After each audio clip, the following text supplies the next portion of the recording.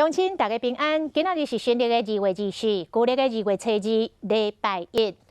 台湾阁增加2例武汉肺炎确诊的病例，第27例甲第28例，伫个北部是一对爸仔囝，是属家庭群聚的感染。第27例是80外岁老爸，第28例是伊50外岁大汉后生。对照这个感染源，真有可能是第27例这个老爸细汉后生，因为伊这个细汉后生长期往回到台湾甲中国。不过嘛有好消息咯，为着武汉肺炎有5个人已经好啊出院咯。乡亲若想要知影台湾目前各县市上新的疫情，疾管署的网站即卖有开放予民众来查询。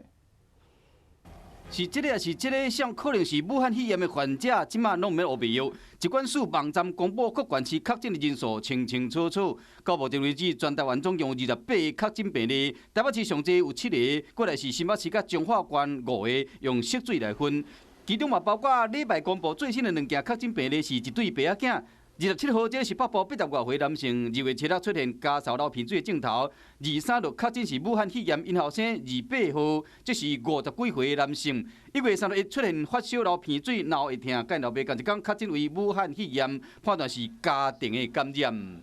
也有针对医院的工作人员的接触者，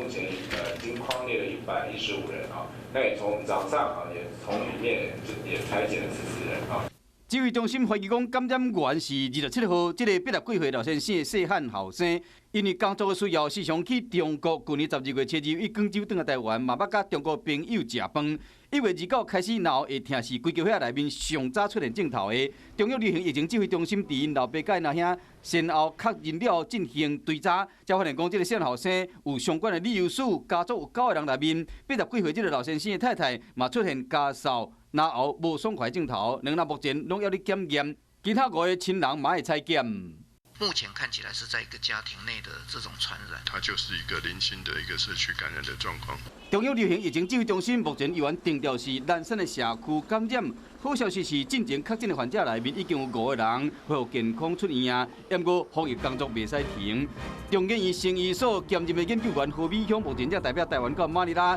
开亚洲防疫相关会议。再次提醒无镜头的感染者冇传播病毒的能力，表示讲为小儿麻痹的经验来看，目前上界要紧的是疫苗加药物研究袂使前，同时针对老大人等高风险群，伊的健康保护要赶紧调集相关的专家讨论应用的对策，